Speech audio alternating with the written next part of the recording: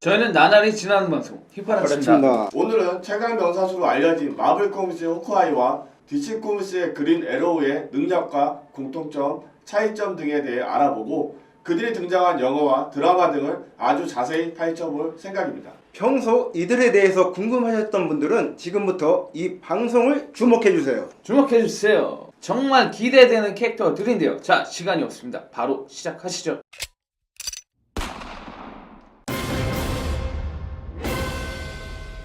호크아이의 본명은 클린튼 바튼으로 그는 1964년 테일즈 오브 서스펜스 57권에 처음 등장했으며 초창기에는 아이언맨의 모습에 감명을 받아서 히어로가 된 인물로 그려지는데요. 재미있게도 그 이유는 1963년 아이언맨의 창조한 스탠리와 도넥이 호크아이를 만들었기 때문이죠. 아무튼 이렇게 탄생한 호크아이는 1대 앤티맨인 헨크 핌에게 피밀자를 빌려서 잠시 골리앗으로도 활동했으며 이후 하우스 오브 M으로 죽임을 당하고 그를 대신해서 케이트 비숍이 호크아이의 이름을 물려받게 됩니다. 그리고 스칼렛 위치의 현실 조작으로 다시 살아난 호크아이는 자신의 존재를 감추기 위해서 잠시 로닌으로 활동하다가 다시 케이트 비숍에게 호크아이라는 이름을 찾아오면서 마블 코믹스의 호크아이는 클린튼 바튼 하나로 굳어지게 됩니다. 즉 우리가 아는 호크아이는 이 녀석 하나뿐이에요. 그리고 이후 케이트 비숍은 영 어벤져스의 호크아이와 같은 포지션을 맡게 되었으며 모킹버드와 호크아이를 오마주하면서 호킹버드라는 별명까지 생겼는데요.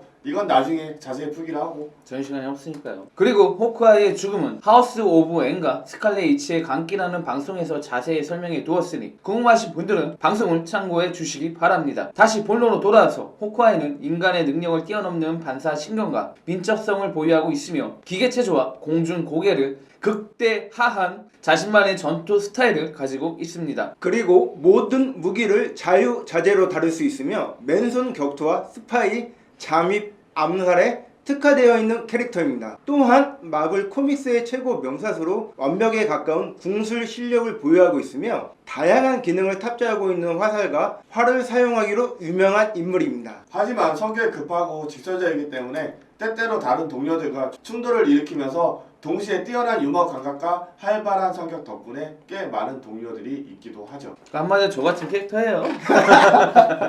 아무리 승산이 없어도 쉽게 포기하지 않는 불굴의 의지와 정의가 모험심 등으로 무장한 그는 뛰어난 리더십까지 겸비하고 있기 때문에 스승으로도 손색이 없죠.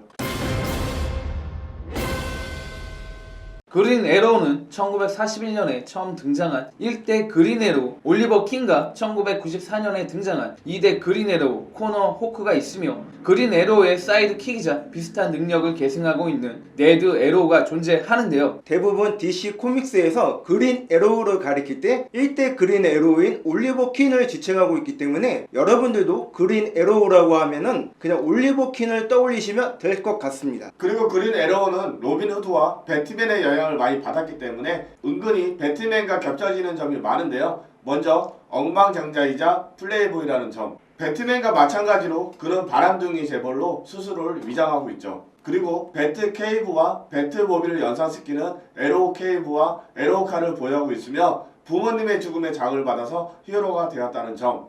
그리고 빠른 상황 판단 능력과 철저한 자료 조사로 대부분의 싸움을 승리로 이끈다는 점과 DC 코믹스에서 알아주는 격투 실력을 보유하고 있으며 수많은 사이드킥을 곁에 두고 있다는 점에서 배트맨과 매우 닮아있죠. 그래서 그린 에로우가 미드 에로우에서 배트맨과 비슷한 포지션을 맡고 있는 것일지도 모르겠네요. 아무튼 그린 에로우의 능력을 조금만 살펴보자면 그는 유도, 킥복싱, 가라데, 공중고개, 기계체조 등을 조합해서 자신만의 독특한 전투 기술을 창조했습니다. 한마디로 그린 에로우 뉴예요. 그리고 DC 코믹스 최고의 명사수로 마블 코믹스의 호크아이보다 더 뛰어난 군수 실력을 보유하고 있죠. 또한 그도 다양한 기능을 탑재하고 있는 화살과 활을 사용하고 있기 때문에 마블 코믹스의 호크아이와 상당히 닮은 점도 많은 캐릭터입니다.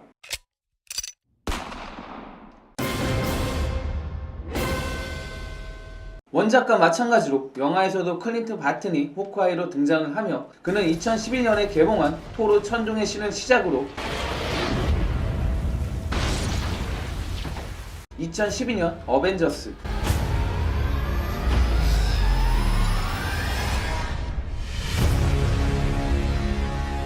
2015년 어벤져스 에이지 오브 울트론 2016년 캡틴 아메리카 11호에 출연을 했습니다. 먼저 2011년에 개봉한 토르 천둥의 신에서는 지상으로 떨어진 토르의 망치를 실드에서 감시하고 있을 때 자신의 망치를 찾으러 온 토르를 활로 조준하는 모습으로 호크아이가 등장을 했죠. 재미있게도 이 장면은 제레미 레너가 캐스팅되기 전에 찍어둔 영상과 이후 제레미 레너가 추가 촬영을 해서 완성된 장면이라고 합니다. Last chance, sir. Wait. I want to see this. 그리고 쉴드의 이야기와 어벤져스 사이를 이어주는 만화책인 퓨리의 바쁜 일주일에서는 왜 호크아이가 토르를 조준하게 되었는지를 잘 보여주고 있는데요. 이 책에 의하면 실드에 입사한 지 얼마 되지 않는 호크아이가 닉 퓨리의 지시로 뉴멕시코로 파견을 가게 되며 그곳에서 토르가 망치를 들지 못하자 그는 다시 실드로 복귀하죠. 이때 이것을 지켜보고 있던 로키는 호크아이를 위한 새로운 음모를 꾸미게 됩니다. 얼마 후 토르와 디스트로이어의 대결을 살펴본 호크아이는 코슨 요원과 함께 디스트로이어를 실드로 회수하죠. 그리고 1년 후 테서렉트를 연구하는 에릭 셸빅 박사를 감시하는 임무를 맡게 됩니다. 2012년에 개봉한 어벤져스에서는 그는 로키의 체면에 빠져 로키가 치타 우리를 불러들이기 위한 폴털 제로를 구하는 동안 블랙 위도우와 쉴드를 공격하게 됩니다. 즉 이 모든 것이 로키의 큰 그림이었던 것이죠. 요만한 그림인 거죠. 그렇죠? 허망한 그림이었죠. 아주. 이후 체면에 풀린 호크아이는 로키에게 복수를 다짐하며 헐크와 토르, 캡틴 아메리카, 블랙 위도우 등이 속해 있는 어벤져스에 합류하여 수많은 활약을 펼치게 됩니다.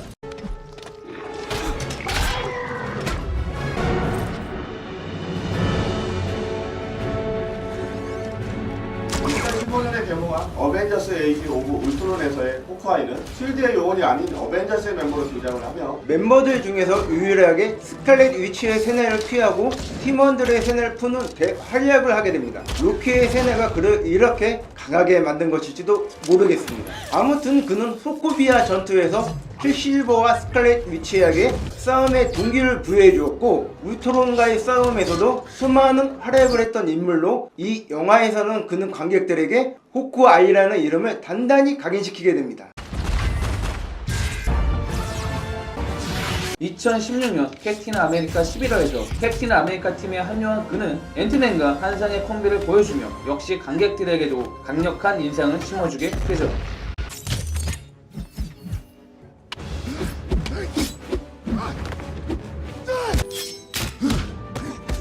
이렇듯 영화에 등장하는 호크아이는 원작과 마찬가지로 초능력을 가지고 있지는 않지만 다양한 기능을 탑재하고 있는 화살과 활로 백발백중의 실력을 보여주며 기계체조와 공중고개를 활용한 멋진 전투 기술을 보여주며 각종 첩보 활동에서 뛰어난 인물로 그려집니다. 원작과 마찬가지로 드라마에서도 1대 그린 에로우인 올리버 퀸이 주인공으로 등장하면서 그는 드라마 스몰빌과 에로우 등에 출연을 했었습니다. 즉 아직까지는 그린 에로우가 영화에 등장하지 못했다는 말입니다. 아무튼 슈퍼맨의 유년기를 그린 스몰빌에서는 시즌 6 이하에 처음 등장했으며 그는 자경단원에서 점차 배트맨의 포지션을 맡으면서 다양한 활동을 했는데요. 아쉽게도 스몰빌이 많은 사람들에게 인기를 끌지 못했기 때문에 그마저도 기억의 저편으로 사라져버린 기운의 캐릭터가 되어 버렸죠. 스몰빌에서 에로우가 나왔다는 걸 기억하는 분들이 많이 없어요. 일단 가장 중요한 건 스몰빌이 그 마지막이 슈퍼맨이 날고 끝나잖아요. 네. 그동안 슈퍼맨은 그냥 청소년기 드라마? 그냥 이런 수준이기 때문에 그냥 성장 드라마였죠. 네. 한마디로. 그냥 우리나라로 치면 학교? 하이틴 드라마였기 때문에 스몰빌이 또 이제 시즌이 되게 길어요. 그러니까 엄청 시즌이 길기 때문에 시즌 6까지 거의 안 봤죠. 그러니까 얘가 나왔다는 걸 아무도 모르는 거죠. 슈퍼맨 또 마지막 화에 날았다고 하셨잖아요. 그린 에러도 나와갖고 뭐 이렇게 다투던 여기 나왔던 그린 에러우는 그런 식으로 나온 게 아니라 배트맨처럼 다양한 사이드킥을 얻으면서 자기 색깔을 좀 많이 냈는데 드라마가 망하면서 부각을 되지 못했던 거죠. 만약에 그 현재 나온 플래시나 레전드 오브 투모로우처럼 인기가 많았다면 당연히 부각이 그린 됐겠죠. 에러우도 당연히 부각이 됐겠죠. 그러면 당연히 영화로도 만들어졌고 이거 드라마 잘못이야. 그러니까 드라마가 그때 좀 인기가 시들시들 하면서 영화화되지 못했던 거죠. 가장 큰 게. 하지만 2012년부터 방영을 시작한 에로우에서 그린 에로우는 드디어 독자적인 타이틀을 얻으면서 지금까지 승진자고 하고 있는데요. 간단하게 드라마의 내용을 살펴보자면 시즌 1은 방탕한 삶을 일삼던 올리버 킨이 아버지와 함께 북중국해로 요트 여행을 떠나다가 요트가 난파되어 포로하게 되고 그 과정에서 식량이 떨어지자 아버지가 올리버 킨을 놔두고 자살을 하게 됩니다. 또한 아버지의 수첩을 통해서 그들이 난파된 이유와 스탈링 시티가 악의 손에 물들었다는 것을 깨달은 올리버 킨은 무려 5년 동안이나 리안 유섬에 머물면서 육체와 스킬을 연마한 후 스탈린 시티를 지키는 자경단이 되죠. 즉 시즌 1은 올리버 퀸이 그린 에로우로 거듭나는 과정을 그리고 있습니다.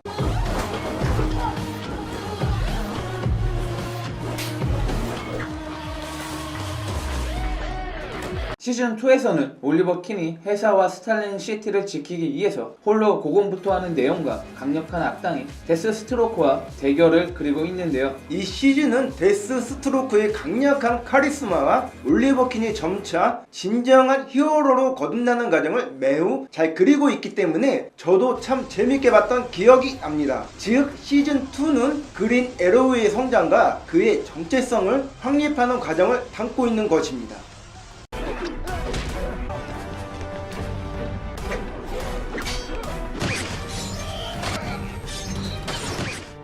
시즌 3에서는 DC 코미스 최강의 악당으로 평가받고 있는 라스 알굴과의 대결과 올리버 킨이 그린 에로우를 그만두는 내용을 담고 있는데요. 이곳에 등장하는 그린 에로우의 모습은 마치 배트맨의 모습을 연상시킵니다. 참고로 원작에 등장하는 라스 알굴은 배트맨을 자신의 후계자로 만들기 위해서 수많은 음모를 꾸미는데요. 이 모습이 드라마의 모습과 상당히 비슷하다고 할 수 있습니다. 솔직히 미드에서 그린 에로우가 배트맨 포지션을 다 가져갔어요. 너무 배트맨의 세계관을 끌어당기지 않았나. 네, 어느 정도 좀 중간쯤 이제 끊어줘야 되는데 그걸 너무 확장을 시켜갖고 에로우 쪽에 많이 몰아준 거죠. 예, 가장 중요한 건 그린 에로우 같은 경우 로빈 훗이랑 배트맨 캐릭터를 적절히 조합해서 만든 캐릭터예요. 배트맨에 비슷한 점이 많기 때문에 뭐 그럴 수밖에 없다고 하지만 너무 배트맨 포지션을 가져갔기 때문에 오히려 자신만의 색깔이 없어진 케이스가 된 거죠. 좀 흐리멍텅해졌다고 할 수 있죠. 그 캐릭터 존재 자체가. 이게 배트맨인지 그린 에로우인지 로빈 훗인지 뭐 이것도 저것도 안 되는 그런 캐릭터가 돼버렸으니까. 아, 그런 애로사항이 있군요. 네. 시즌4에서는 블랙 카나리 세라 낸스와 2호 히어로로 거듭나는 인물들인 노럴 랜스와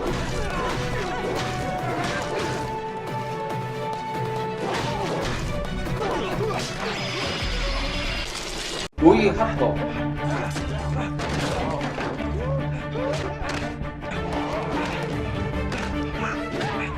태아낀 등의 갈등을 보여줌으로써 에로팀의 성장 가능성을 잘 보여주고 있습니다.